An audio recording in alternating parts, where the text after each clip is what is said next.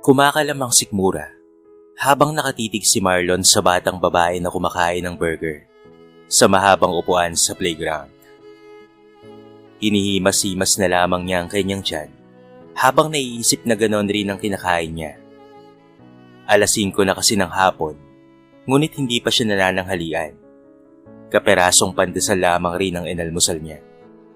Wala ring nagbibigay sa kanya ng barya mula pa kaninang umaga na pambilisan na niya ng makakain. Tuwing nanghihingi kasi siya ng pera sa mga tao, ay pinapalayo lamang siya ng mga ito at pinandidirihan. Sinasabi pa ng mga ito na siya ay mabaho. Pipihit na sana siya patalikod nang marinig niyang may batang babae na nagsalita. Batid niyang siya ang tinatawag kung kaya naman mabilis niyang tinignan itong muli. Itinuro pa niya ang sarili dahil naninigurado pa siya kung siya ba ang tinatawag nito. Tumango naman ang batang babae at kagad itong lumapit sa kanya at iniabot ang burger na wala pang bawas. Naku, salamat bata. Salamat talaga ha. Alam mo bang kanina pa ako nagugutom? Ang bait-bait mo naman. Aniya sa bata nang abutin niya ang pagkain. Ngumiti at tumango naman ito sa kanya. Walang anuman po. Wait lang po ikukuha lang po kita ng tubig para po makainom ka. Tugon nito at bumalik sa kasama. Batid niyang yaya ito ng bata base sa uniforme nitong suot nito. Pagkabalik nga ng bata, ay dala na nito ang tubig. Muli siyang nagpasalamat dito dahil sa kabutihang ginawa nito sa kanya. Ano po ang pangalan mo? Ako po si Sophia. Marlon, yan ang ipanangalan sa akin ng mga taong kumagpop sa akin noong nakita nila ako sa gilid ng dagat habang walang malay. Hindi ko na naalala ang tunay kong pangalan, kung sino ba talaga ako. Tugon niya, sa kanya binuksan ang tubig at uminom. Ang hirap po pala ng pinagdaanan mo, Kuya Marlon. Sana po balang araw ay malala mo na kung sino ka talaga at kung sino talaga ang pamilya mo. Lagi ka pong mag-iingat ha. See you next time po. Sana nga magkita tayo ulit. Napakabait mong bata. Alam mo bang ang mga batang mababait ay pinagpapala ng Diyos? Alam ko po yan. Yan din po kasi ang sabi sa akin ng mami ko. Sige po maiwan na po kita. Uuwi na rin po kami ng yaya ko Hindi po kasi nila alam na dumaan kami rito. Nakangiting tura nito sa kanya at kumaway pa ito bago tuluyang umalis. Nang makaalis na nga ang mga ito, ay saka lamang niya kinain ng burger na ibinigay sa kanya. Nanginginig pa ang kanyang mga kamay habang umunguya. Ngunit nang makita niyang may nakatingin rin sa kanya na kapwa rin niya pulubi, ay hindi siya nagdalawang isip na ibigay ito, kahit pa nga nagugutom pa rin siya, at nakakadalawang kagat pa lamang. Matapos niyang ibigay sa batang lalaki ang pagkain niya, ay inilatag na lamang niya ang karton na nakaipit sa kilikili niya. At doon naupo. Ngunit may isang lalaki ang nagbawal sa kanya at sinabing hindi siya pwede roon. Nakapuslit ka na namang pulubi ka. Ilang beses na ba kitang pinagbawalan na magpunta rito ha? Doon ka sa kalsada. Ang baho-baho mo. Grabe ka naman kung makapagsalita. Pare-pareho lang tayong tao. Ang pagkakaiba lang natin, may bahay ka, may pamilya ka, at may trabaho. Pero kung makaasta ka, akala mo ipagmamay-ari mo ang mundo. Sasagot ka pa talagang pulubi ka. Alis! Pagtataboy nito sa kanya. O na. Alis na ako. Sama ng ugali mo. Inaambahan pa siya nito ng suntok. Pero nginitian niya na lamang ito ng mapakla. Ang sama ng ugali ng lalaking yun. Akala mo naman gwapo. Ang pangit-pangit naman. Natatawa niyang sabi habang papalabas na ng playground. Ilang beses na rin siyang sumubok na magtrabaho. Kahit sana sa mga karinderya lamang, ngunit walang tumatanggap sa kanya. Patay na kasi ang mga umampon sa kanya, nasagasaan ng mga ito ng bus habang patawid sa kabilang kalsada. Pagkatapos ay pinalayas pa siya sa inuupahan nilang bahay dahil wala siyang pang-upa rito. Hindi niya maalala ang patungkol sa nakaraan niya, ang pangalan at ang pagkatao niya. 17 anyo siya nang matagpuan siya sa gilid ng dagat ng mga kinilala niyang mga magulang. 4 na taon niyang nakasama ang mga ito at nang aminin sa kanyang katotohanan na hindi siya tunay na anak, ay saka naman na aksidente ang mga ito. Nang mga panahong iyon, ay hindi niya alam kung saan siya patungo. Wala naman siyang matitirhan. Nagpunta siya sa kaibigan niya at nagbabaka sakali na pwede siya roon, kahit pansamantala lamang. Ngunit dahil hindi sila kasya sa bahay, dahil marami rin sila doon, ay hindi siya kinupkup nito. Kaya magmula nga noon, ay nagpalaboy-laboy na lamang siya. Mahigit 1 taon na siyang nagpapalaboy-laboy sa lansangan. Nariyan ang mababasa ng ulan at maaarawan, at sa tuwing nagkakasakit, ay walang nag-aalaga sa kanya. Nang paalisin nga siya sa playground, ay nagtungo naman siya sa isang bigasan. Sinubukan niyang manghingi ng barya ngunit pinalayas lamang siya. Napakamot na lamang siya sa kanyang batok at umalis na roon. Maya-maya lamang ay muntikan na siyang masagasaan ng napakagarang sasakyan. Napatapik na lamang siya sa kanyang tenga patapos siyang businahan nito ng napakalakas. Bumaba pa ang mayamang binata na lula ng sasakyan na muntikan ng makasagasa sa kanya. Galit itong lumapit sa kanya habang nakatakip ang panyo sa ilong nito. "Oh my God! Ang paho mong pulubi ka! Babahiran mo pa ng dugo ang sasakyan ko! Peste ka!" Galit nitong sabi sa kanya. Lumabas rin naman ng sasakyan ng driver nito. "Ano boss, tarahin ko na ba yung pulubi na yan?" Tanong ng driver sa amo nito. "Hindi na Roger. Huwag na nating pag-aksayan ng panahon ng mapahong pulubi nito." Tugon naman ito. Ngunit nang pabalik na ito sa sasakyan, ay aksidente nitong natapakan ng ice tubig at tumalsik ang laman nito sa kanyang sapatos. Inis itong bumaling ng tingin sa kanya at muling lumapit sa kanya. "Kasalanan mo to! Beggar! Punasan mo tong sapatos ko! Ngayon din!" Pero kaya mo naman pong punasan yan ah. Bakit hindi ko ang gumawa? Hindi naman ako ang nakatapak para akong magpunas niyan. Hindi po ba? Matapang niyang tugon dito, kung kaya't mas lalo itong nainis sa kanya. "Sasagot ka pang pulubi ka! Punasan mo na to! Akala ko po ba hindi niyo na dapat akong pag-aksayan pa ng panahon? Pero ano tong ginagawa niyo sa akin? Naturingan kayong edukado at mayaman, pero kung umasta, daig pa kaming mga walang pinag-aralan." Akma sana siya nitong susuntukin, ngunit may paparating na pulis, kung kaya't hindi yun natuloy. "Ano pong nangyayari dito, sir?" Tanong nga ng pulis nang makalapit ito sa kanila. "Ay, wala naman sir. Huminto lang ako upang bigyan sana siya ng pera. Pero inangasan pa ako at hindi raw niya kailangan ng pera ko." "Tignan mo to, mayabang na nga, sinungaling pa." Ani at umiling-iling pa. "Tama na yan." Pagsuway naman sa kanya ng pulis. At muling bumaling ng tingin sa binatang mayaman. "Pagpasensyaan niyo na po siya, sir." Bahagyang niyuko ng matapobreng binata ang kanyang ulo sa harapan ng pulis. Saka ito tuluyang sumakay sa magara niyang sasakyan. Sir nako, huwag po kayong maniwala sa lalaking yun. Hindi totoo ang sinasabi nun na gusto niya akong bigyan ng pera. Sa katunayan nga po niyan, hindi ka na nila akong masagasaan. Tapos ako po itong naging masama." "Ano? Bakit hindi mo sinabi kanina?" "Hayaan na natin sir. May karma rin ang mga taong masyadong mapagmataas at mapanglait sa kapwa." Nakangiti niyang turan sa pulis. Ito, tanggapin mo to. Pambili mo ng pagkain mo ngayon." Napatitig naman siya sa perang iniabot sa kanya. 100 piso iyon, kung kahit malaking halaga na yon para sa kanya. Maraming salamat po sir. Hindi ko po ito tatanggihan. Marami pa rin talagang mabubuting mga pulis ngayon gaya mo." Tumango na lamang ito sa kanya at saka ito umalis.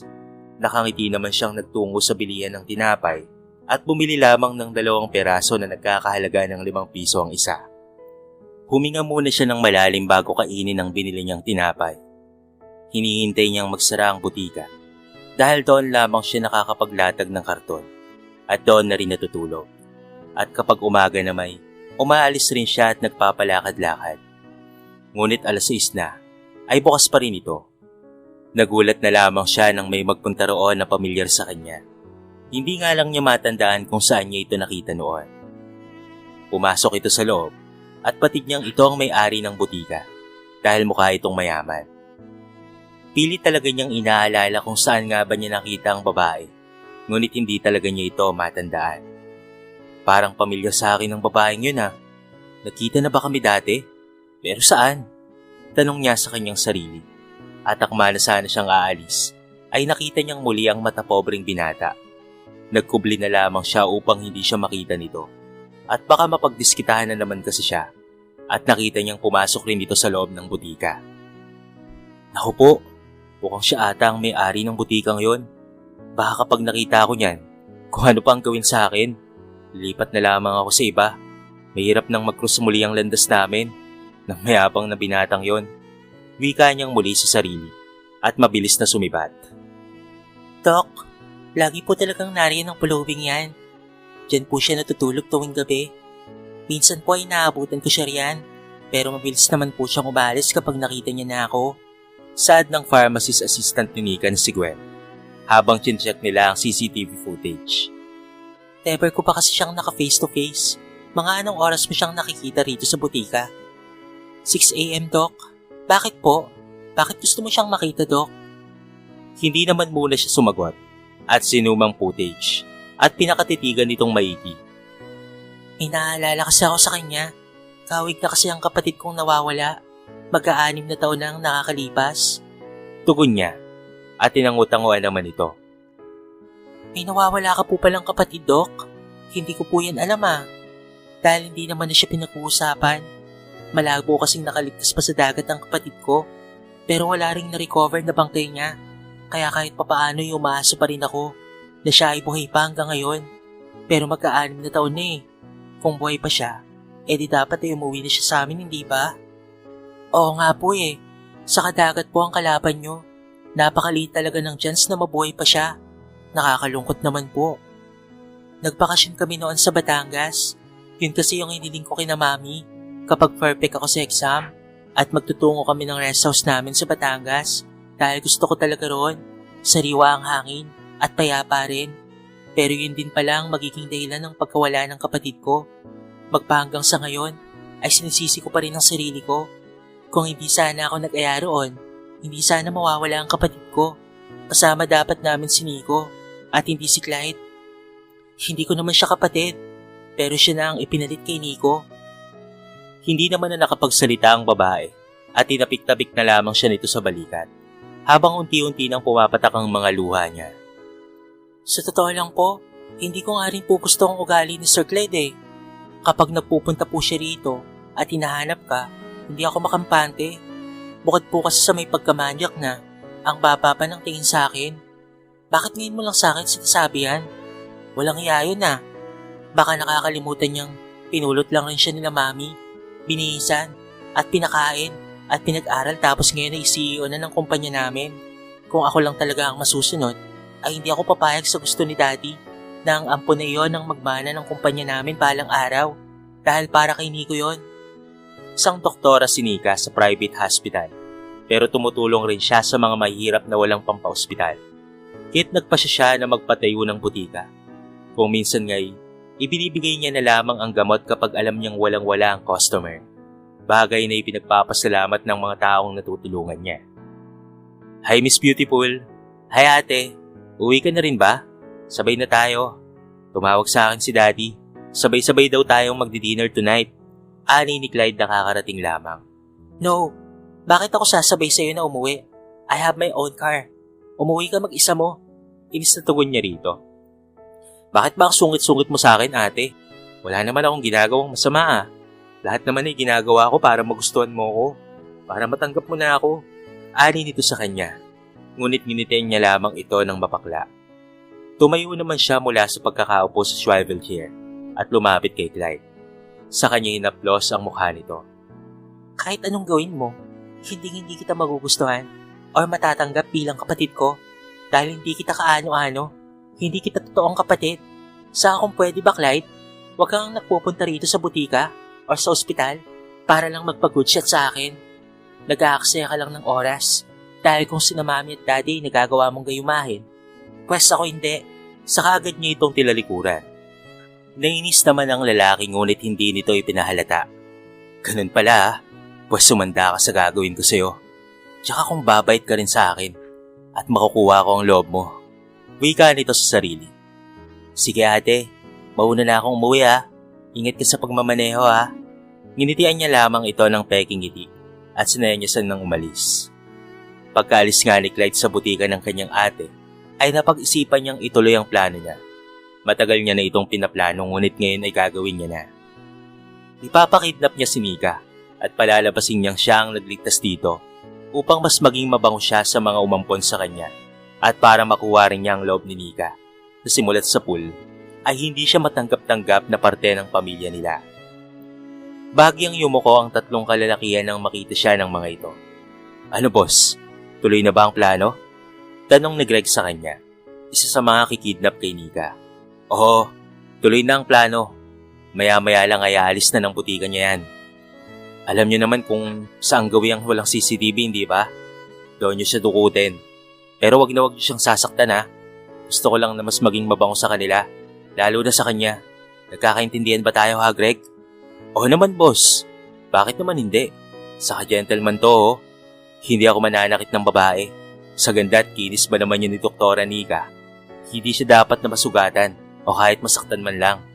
Good, Greg. Basta't wag na wag kayong papalpak sa plano natin ha. Dahil alam niyo na kung ano ang mangyari sa inyo. O na boss, wag ka na kasing mag-alala. I got you. Sabay kindat nito na sinamaan naman niya ng tingin. Nauna na nga siyang umuwi at naabutan niya ng naghahanda na si Mrs. Kilanta ng pagkain. Kasama nito ang isang kusinera at isang kasambahay. Hi ma'am, I'm home. Ani at lumapit sa ginang saka siya yumakap dito. Where's your ate? Let me guess, hindi na naman sumama sa'yo, no? Or hindi mo pinuntahan? Pinuntahan ko po, mami. Pero as usual, nagalit lang sa akin. But I know makakarating siya. Where's dad po pala? Kakauwi lang rin niya. Nasa kwarto. Tugon nito sa kanya. Tinanguan na lamang niya ito at nagpaalam na magtutungo rin muna sa kwarto upang makaligo. Pagkapasok nga niya sa loob ng kwarto niya, ay kaagad niyang tinawagan si Greg upang tanungin kung nadukot na ba si Nika.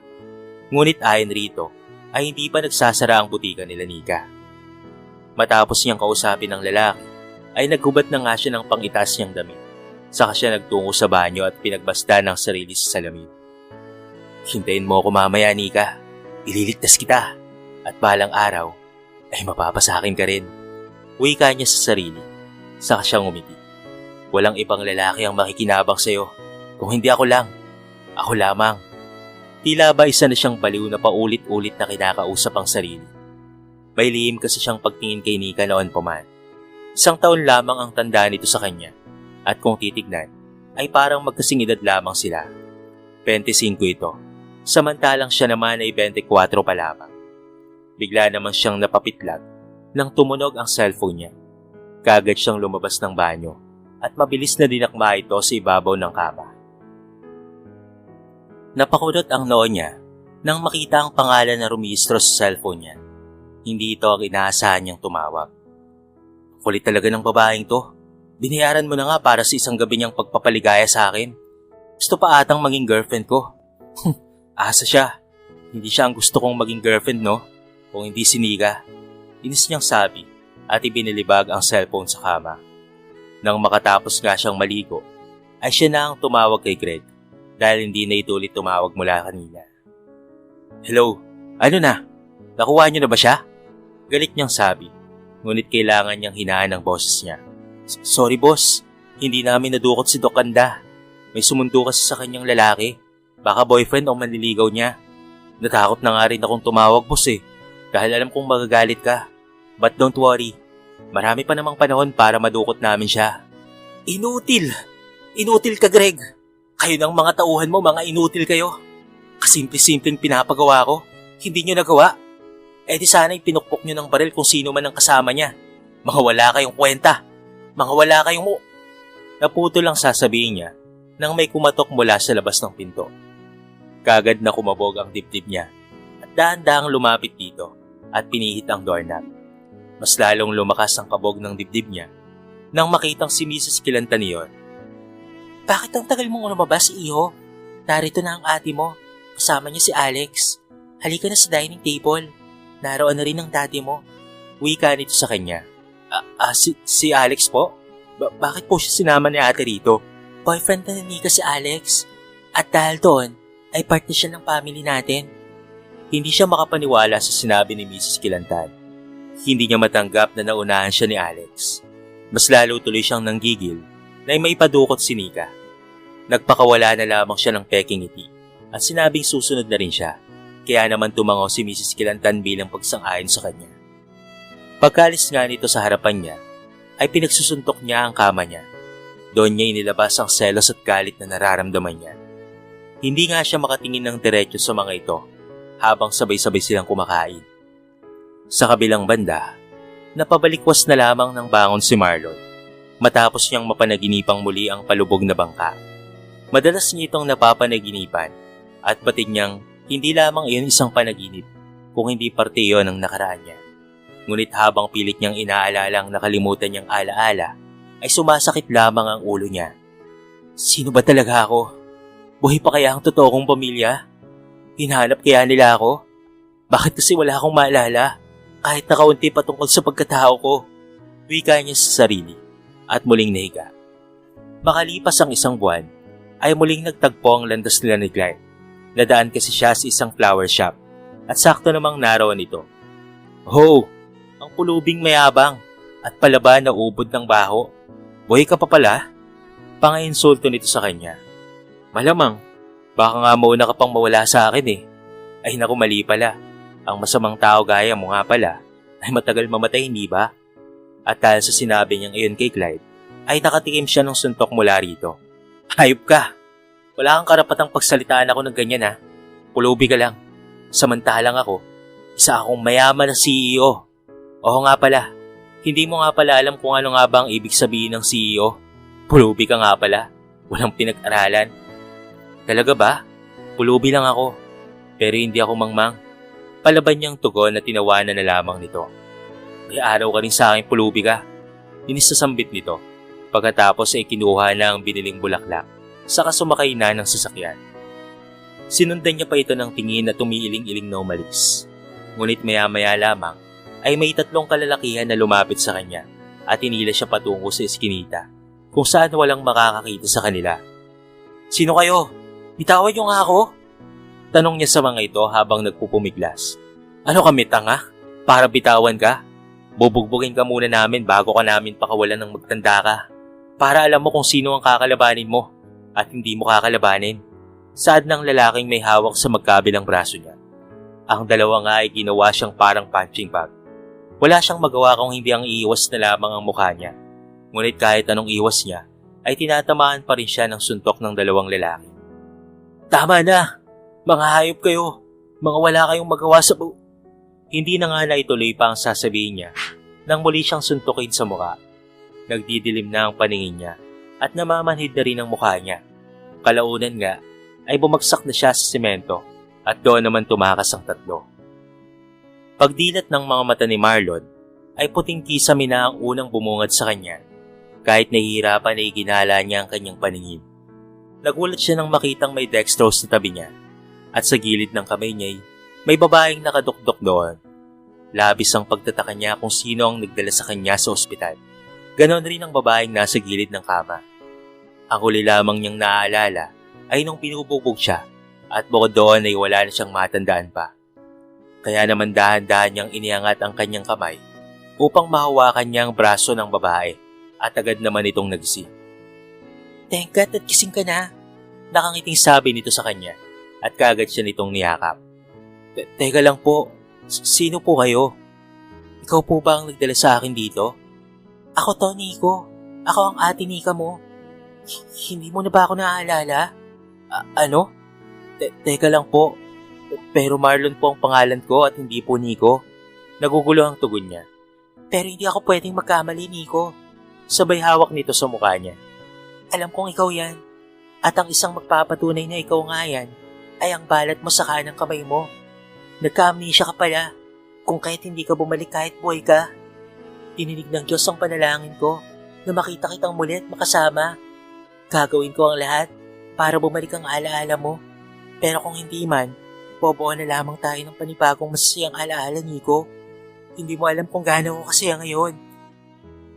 Hindi naman na niya namalayan na pumapatak na pala ang mga luha sa kanyang mukha. Buti po at ikaw ang nakakita sa akin. Binugbog po kasi ako ng 3 lalaki.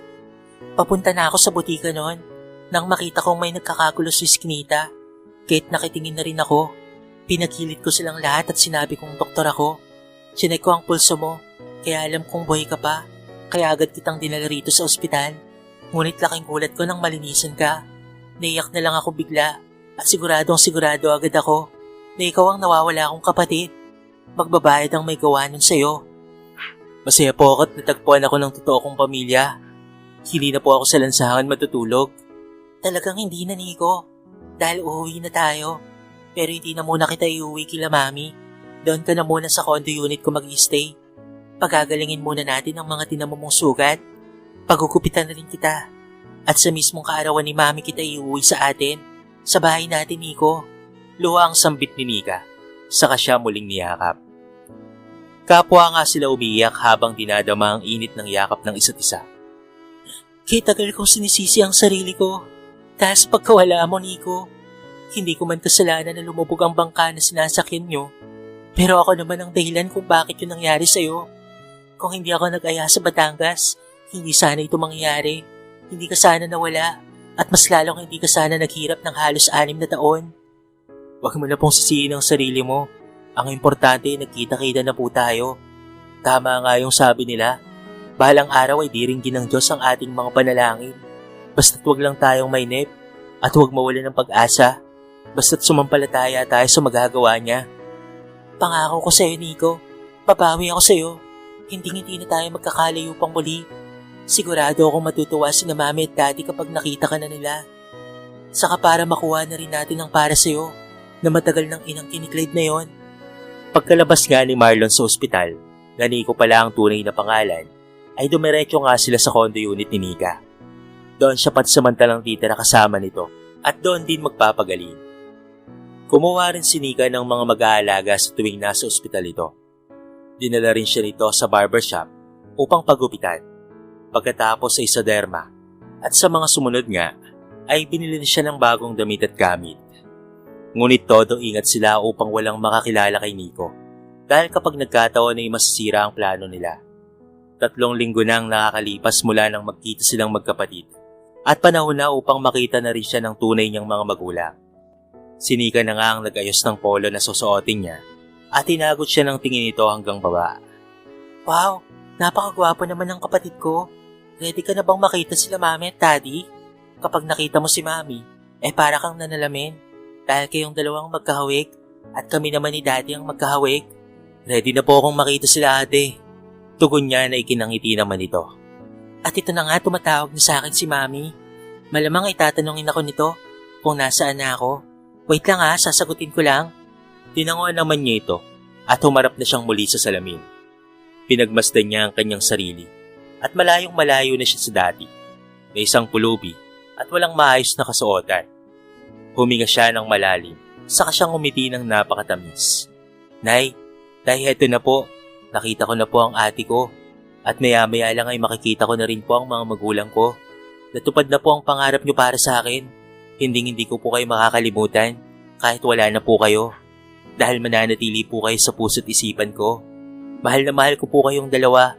Dahil sa inyo po ay ligtas ako at nahanap ng ate ko. Mahinang sabi niya. Sabay tulo ng kanyang mga luha. Let's go? Rinig niyang tanong sa kanya ni Nika. Kaya naman lumingon siya rito. Sige po ate. Pinakapit pa niya ito sa braso niya habang palabas sila ng unit hanggang sa tunguhin nga nila ang elevator. Kinakabahan ako ate. Dala siguro ng pagkasabik kong makita ang mga magulang natin. Hinawakan naman siya nito sa muka at marahang pinisil ang pisngi niya. Nasa tapat na nga sila ngayon ng bahay at bumusina si Nika upang pagbuksan sila ng gate. Sandali nga lang ay bumukas na ito at mabilis nang ipinasok ni Nika ang sasakyan patungo sa garahe. Siya na nga muna ang naunang lumabas ng sasakyan at naiwan sa loob si Nico. Doc, kanina ka pa po hinihintay ni na Ma'am sa loob. Sad ng kasambahay nila. Si Clyde, nandito ba siya? Yes po, kanina pa po siyang tumating. Tugon nito. Nilingon naman niya ang sasakyan niya kung saan naroon pa si Nico. Pumasok na nga siya sa loob ng bahay at kaagad siyang lumapit sa kanyang ina at yumakap dito. Happy birthday, Mami. Alam kong ito ang pinakamasayang birthday mo ngayon. Aniya. Salamat anak. Alam mo namang laging masaya ang karawan ko, hindi ba? Dahil narito kayo ng daddy mo at ni Clyde. Pero mas masaya sana kung kasama rin natin si Nico. Hanggang ngayon ay nangungulila pa rin ako sa kanya at iniisip na sana ay kasama pa rin natin siya. Manang, pakidagdagan po ang pinggan. Utos niya sa kusinera nila. Sige po. Tugon naman ito sa kanya at nagtungo na sa kusina. Ang akala ko hindi makakapunta si Alex dahil kailangan niyang mag-overtime. Tanong ng kanyang ina nang hindi tayan lamang niya. Siya nga po pala, kukuhanin ko lamang po ang regalo ko para sa inyo. Ani ni Nika at nilingon pa ang kanyang ama. Ganoon din si Clyde. Muli nga siyang bumalik sa sasakyan upang puntahan si Nico. Oras na para makita kanila kapatid ko. Sa kanya binuksan ang pinto ng sasakyan upang makalabas si Nico. Kumapit nga siya sa bisig nito habang papasok sila sa loob ng bahay. Mami, Daddy, dala ko na po ang regalo para sa inyo. Sad niya na ikinalingon naman ng mga ito. Lumapit nga ang mga ito sa kanila at pinakatitigan maigi si Nico. Walang salitang lumabas mula sa bibig ng mag-asawa pero naluha sila at nanginginig ang mga kamay na yumakap kay Nico. Totoo ba to? Si Nico? Si Nico ka nga ba? Tanong ni Mrs. Kilantan. Yes, Mami, siya po si Nico. At wala na pong iba. Tugon niya. At tinapunan pa niya ng tingin si Clyde mula sa likod ni Mr. Kilantan. Pero paano? Paano kayong nakita? Saan mo siya nahanap, anak? Saan mo nahanap ang kapatid mo? Sunod na tanong ng kanyang ama. Sa palengke po, Dad. Lagi siyang natutulog sa tapat ng butika ko. Pero hindi kami nakikita ng personal. Sa CCTV pa lamang. Ramdam ko po na siya po si Nico. Hanggang sa nakita ko na nga po siya ng personal. Kamakailan lang po ay binugbog po siya at nawala ng malay. Kaya't dinala ko po siya sa ospital. Pero sino ang bumugbog sa anak ko? Tanong naman ni Mr. Kilantan. 3 kalalakihan daw po. Saka nga pala, si Nico may amnesia siya. Kaya pala hindi siya nakabalik sa atin. Dahil sa sinabi niyang iyon, ay muling napaluha ang mag-asawa at muling niyakap si Nico. Nakaramdam naman ng kaba si Clyde dahil patid na niya na ang pulubing binugbog niya at si Nico ay isa lamang, ngunit hindi ito magpapahalata na may kinalaman siya roon. Pasimple siyang umalis at nagtungo sa kanyang silid habang nagyayakapan ng mga ito. Natatakot rin siya dahil kilala niya si Nico at isusumbong siya nito. Sa dinami-rami ng tao, yung pulubi pala na yun ang tunay nilang anak. Paano na ako ngayon na nagbalik na ang totoo nilang anak? Sana hindi na lang siya nagbalik. Sana tuluyan na lamang siyang nalunod sa dagat o tinuluyan na lamang sana namin siya. Ngayon ay may makakahati pa ako sa company at ang pinaka-worst ay baka paalisin na ako ni Daddy sa posisyon ko. At ang pulubi na yun ang ipalit sa akin. Hindi maaari. Hindi ako papayag. Ako ang nauna sa posisyon ngayon. Kaya akin lang yun. Akin lang ang kumpanya. Saka nga niya sinuntok ang salamin. At dahil doon ay nasugatan ng kamao niya. Maya-maya nga lang, ay may kumakatok na sa pinto. Clyde, anong nangyari? Ano yung nabasag yun sa kwarto mo? Tanong ni Mrs. Kilantan. Wala po, Mami. Wala po. Aksidente ko lang pong nabasag ang salamin. But don't worry po. Hindi naman po ako nasaktan. Pagsisinungaling niya, kahit ang totoo ay umaagos na ang dugo mula sa kanyang kamao.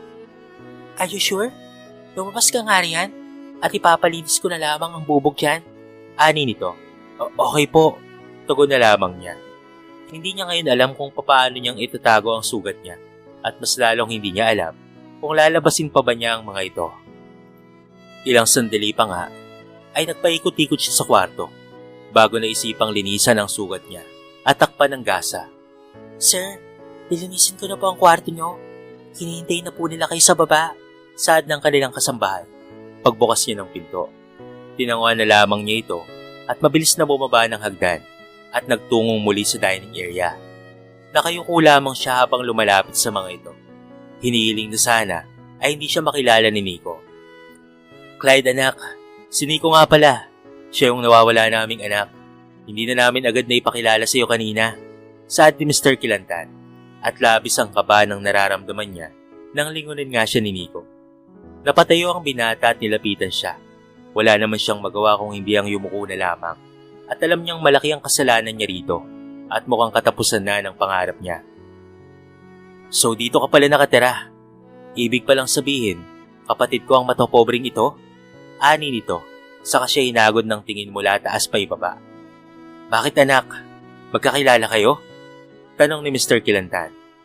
Ay, hindi po dad. Baka kahawig ko lamang po ang sinasabi niya. By the way, nice to meet you bro. Napakagandang regalo nito para kay Mami Lydia. Kasi nakabalik ka na.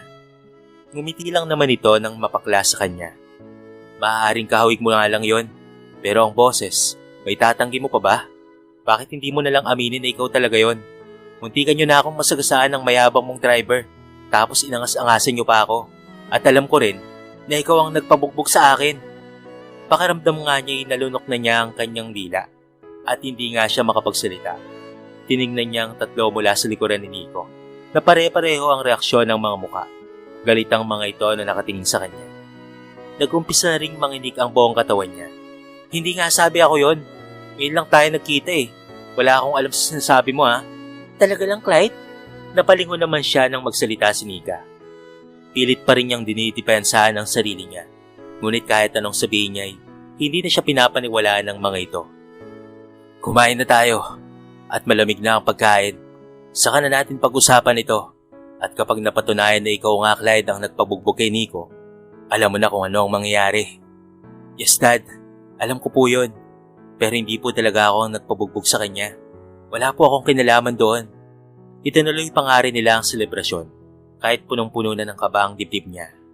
Kailangan niyang magpanggap na wala talaga siyang kinalaman roon.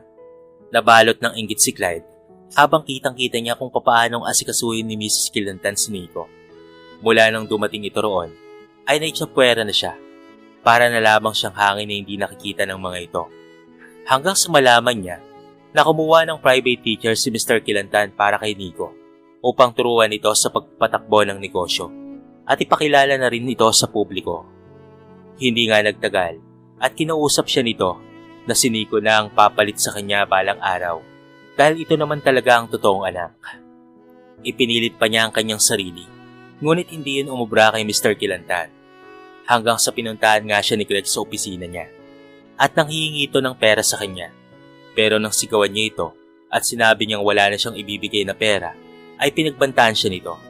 Sasabihin ko kay Mr. Roy Kilantan na ikaw ang mastermind na binalak mo ring ipadukot sa amin si Dr. Nika. O ano, kaya mo bang tuluyang mawala sa iyo ang lahat, boss? Kaagad na nanginig ang buong katawan niya. At tumayo siya mula sa pagkakaupo sa swivel chair at tinakman niya ang magkabilang panga nito. Tinatakot mo ba ako ha, Greg? Go ahead, magsumbong ka. Akala mo talaga paniniwalaan ka ni Daddy? Samahan pa kita eh. Sabi niya rito biglang bumukas ang pinto ng opisina niya. Napaawang ang mga labi niya na napatitig sa dumating at mabilis na nangatalang mga labi niya. Dad, walang hiya ka. Sabi ko na nga ba, ikaw talaga ang nagpabugbog kay Nico at binalak mo pang ipadukot ang anak ko? Minahal ka namin at inahon mula sa kahirapan mula nang maulila kang lubos. Tapos ito pa ang igaganti mo sa amin? Subukan mong lumapit sa mga anak ko. Ipapakulong talaga kita. Ngayon rin ay makakaalis ka na sa kumpanya ko. Hindi ka nararapat dito. Saka ito tumawag ng guard upang kalat ka rin siya papalabas ng opisina. Lahat ng empleyado roon ay nakatingin sa kanya. Back to work! Sigaw ni Mr. Kilantan at sabay-sabay na bumalik ang mga ito sa trabaho. Si Nico na nga ang itinalagang bagong CEO ng motorcycle company. Hindi naman niya biniko ang mga magulang dahil pinaghusayan niya talaga. Masaya rin ang mga empleyado dahil napalitan ng mabait na CEO ang kumpanya hanggang sa unti-unti na ring bumalik ang alaala niya.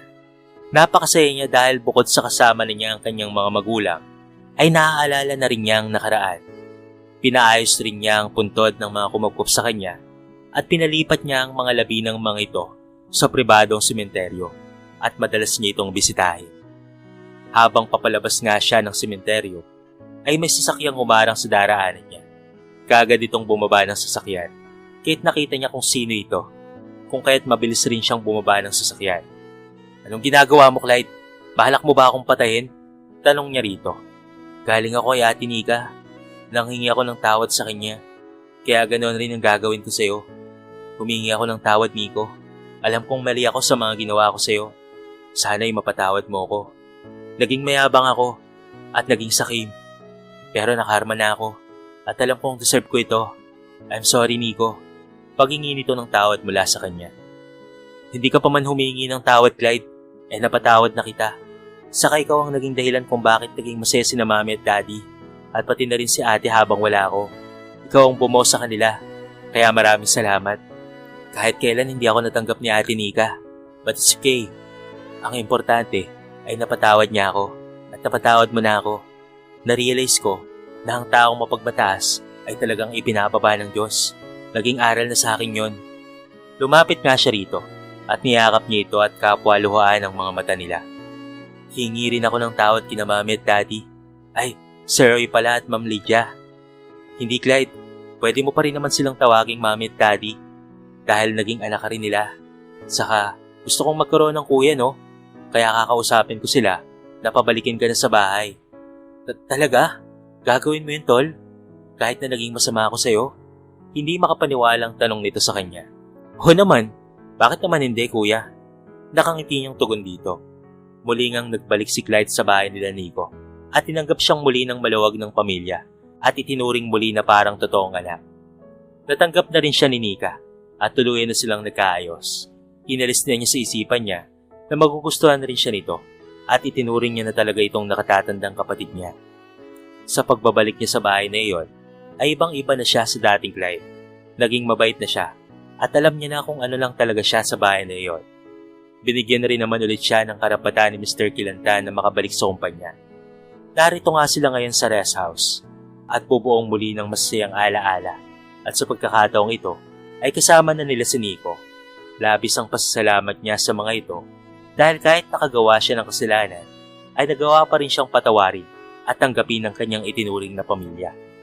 Nakatanaw sila sa gitna ng karagatan habang magkakaakbay at nilalasap ang kapayapaan at katahimikan.